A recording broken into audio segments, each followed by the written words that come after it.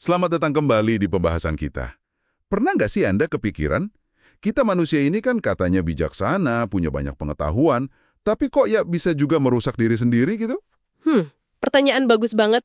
Dan sumber-sumber dari Yuval Noah Harari yang kita bahas ini bener-bener nyoba jawab itu ya. Iya kan, kita bakal coba bedah nih peran informasi.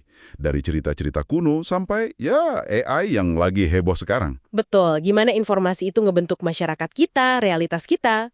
Tujuannya sih biar kita lebih paham lah gimana informasi bekerja, kekuatannya apa aja, dan tantangan baru apa nih di era digital ini. Oke, siap ya kita gali. Siap, mari kita mulai. Awalnya kan gampang banget ya mikir kalau makin banyak informasi, pasti makin bener, makin bijaksana, makin kuat. Iya, ada pandangan naif gitu. Salah 99,5% anak bisa bertahan hidup. Itu kan berkat data medis yang makin banyak dan bagus. Nah, dulu juga orang optimis banget sama Telegraph. Terus belakangan sama Facebook juga. Mikirnya, wah ini bisa nyatuin dunia nih. Tapi kan sejarah juga nunjukin sisi lainnya. Kita tuh rentan banget sama, delusi massal gitu. Fantasi. Contohnya kayak Nazisme atau Stalinisme itu ya. Itu kan era modern padahal. Betul. Nah, yang menarik dari Harari ini, dia nekenin kalau informasi, termasuk fiksi atau bahkan kebohongan, itu gunanya bukan cuma ngasih tahu kebenaran. Terus buat apa dong? Buat menciptakan realitas baru. Informasi itu menghubungkan banyak hal. Bisa jodohin orang lewat ramalan bintang, ngumpulin pemilih lewat propaganda. Atau bahkan bikin kerjasama skala besar lewat cerita bersama ya. Kayak kisah Yesus misalnya. Nggak ada fotonya, tapi citranya nyatuin jutaan orang. Persis. Atau gimana Sapiens katanya bisa ngalahin Neandertal. Bukan karena lebih kuat fisiknya, tapi karena bisa bikin cerita, bikin kerjasama dalam kelompok besar. Neandertal nggak bisa segitu. Wow. Jadi cerita, fiksi aja, dampaknya bisa sekuat itu ya. Terus gimana kalau udah masuk teknologi informasi beneran, kayak tulisan gitu? Nah, munculnya tulisan itu kan melahirkan birokrasi, pencatatan. Iya, jadi bisa ngelola data skala besar ya. Pajak, sensus, buat ngatur negara gitu kan. Penting lah. Penting, tapi ada tapinya. Birokrasi itu seringnya nyederhanain realitas, biar gampang diatur, biar efisien. Maksudnya gimana tuh? Ya, mereka bikin kategori-kategori kaku, mungkin nggak pas sama kenyataan di lapangan. Kayak klasifikasi spesies, atau zaman Soviet dulu ada label kulak.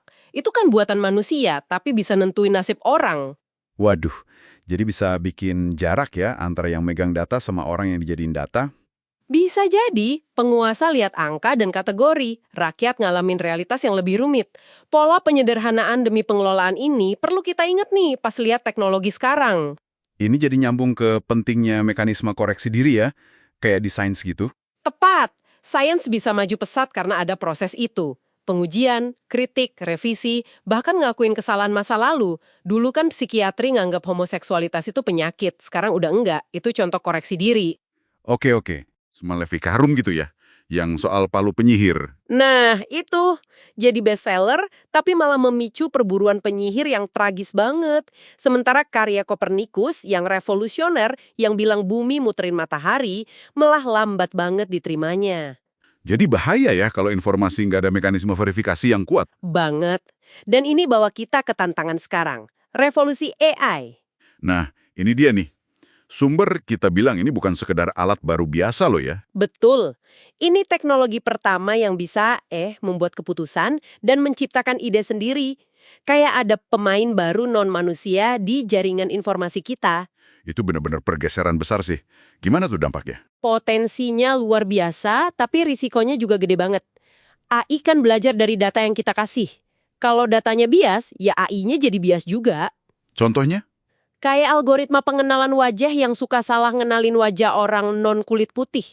Atau chatbot Tay dari Microsoft itu, dalam sehari jadi rasis gara-gara belajar dari interaksi online. Serem juga ya. Terus soal manipulasi? Nah, algoritma, yaitu kan instruksi komputer buat ngatur info atau rekomendasi, bisa banget manipulasi kita tanpa kita sadar. Ada dugaan peran algoritma YouTube di politik Brazil misalnya. Belum lagi potensi pengawasan total. Pengawasan total? Kayak gimana tuh? Ya pakai biometrik, pengenalan wajah, sistem kredit sosial kayak di Tiongkok. Risikonya bisa muncul rejim totaliter yang dikelola AI, atau sistem jadi kompleks banget kayak sistem keuangan sekarang, sampai manusia nggak paham lagi cara kerjanya. Dan ini bukan cuma ancaman dari negara otoriter aja kan?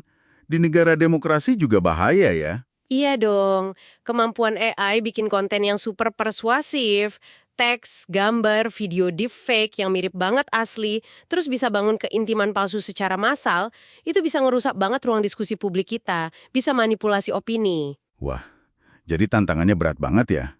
Gimana caranya biar teknologi ini tetap jadi alat bantu kita, bukan malah ngendaliin kita? Nah, itu pertanyaan kuncinya. Jadi kalau dirangkum nih, informasi itu kayak pedang bermata dua kan? Iya, bisa nerangin jalan, bikin keteraturan yang berguna. Tapi di sisi lain, bisa juga bikin kita tersesat dalam delusi, jadi alat penindas yang kuat. Dan AI ini kayaknya bakal nguatin kedua sisi itu secara eksponensial. Ini jadi ninggalin kita sama pertanyaan penting nih buat Anda renungkan juga di rumah.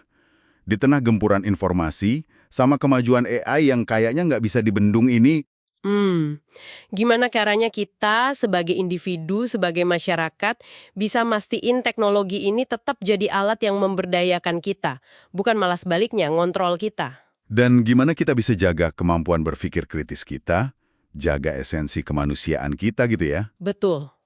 Pertanyaan besar buat kita semua.